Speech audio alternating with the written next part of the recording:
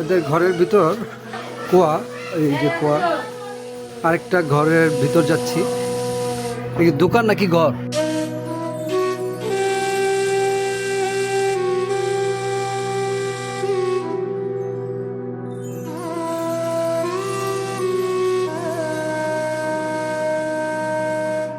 আর এটা কি ওদের পড়ায়? কেউ পড়ায় এখানে এই রুমে? কে পড়ায়? বাংলাদেশের অভিজাত গুলশান একের ব্র্যাক সেন্টারের পাশে আমি দাঁড়ানো। এখান থেকে আমরা দেখাবো একটি ভিন্ন চিত্র। আমরা জানি গুলশানের সবচেয়ে অন্যতম বিলাসবহুল একটি টাওয়ার এটি। যে টাওয়ার থেকে জাস্ট 20 মিটার দূরে একটা ভিন্ন চিত্র বা বিপরীত চিত্র আমি আপনাদেরকে দেখানোর জন্য যাচ্ছি। আমরা গুলশান একের ব্র্যাক সেন্টারের সামনে থেকে করাইল বস্তির দিকে।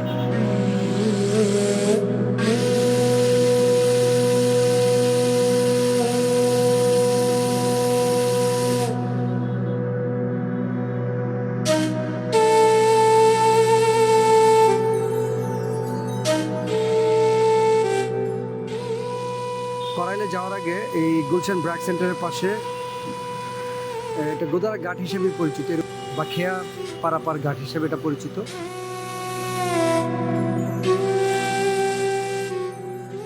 যেখানে আমরা দেখতে পাচ্ছি যে একদিকে নৌকা বা খেয়াগুলো যাচ্ছে, আরেকদিকে আসছে। অর্থাৎ এই যে বিলাসবহুল টাওয়ারের ঠিক পাশে এই চিত্রটি।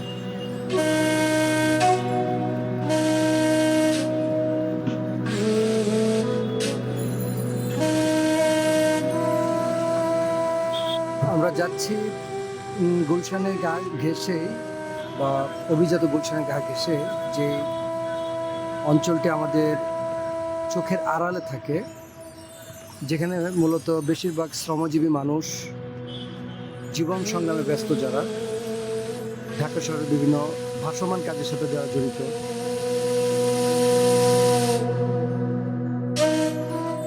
এবং গুলশান বনানীর গৃহকর্মী যারা, তারা এই জায়গাটায় বসবাস করে। শুধু তার সীমিত আয়ের যে ভাড়া দেওয়ার প্রয়োজন, সে ভাড়ার খুব কম এখানে। যেহেতু ঢাকা শহরের গুলশান, শাহজাদপুর, বাড্ডা বা আশেপাশে ভাড়াগুলো অনেক বেশি চড়া, তার ইনকামের তুলনায় ভাড়াটা খুব বেশি হওয়ার কারণে তারা জীবন সংগ্রাম হিসেবে এই জায়গাটুকু বেছে নিয়েছে, যেখানে তুলনামূলক ভাড়া খুবই রিজনেবল।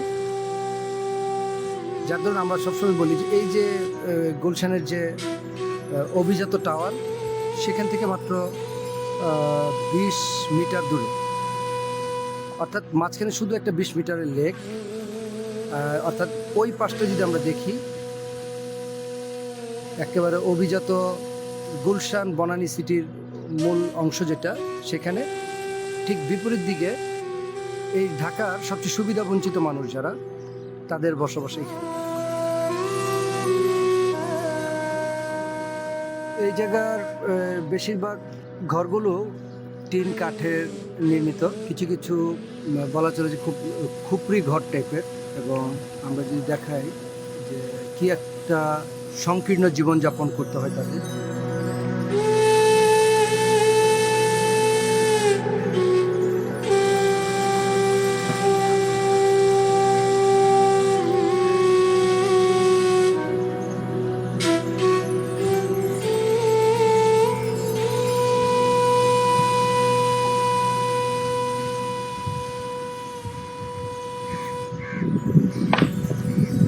অনেকটা সুড়ঙ্গের মতো।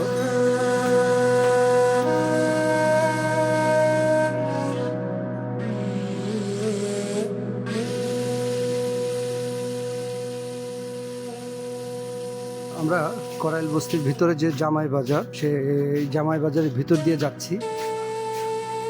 এখানে দুই পাশে ছোট ছোট খুপড়ির মতো যে দোকানগুলো, সেই দোকানগুলো দেখা যাচ্ছে।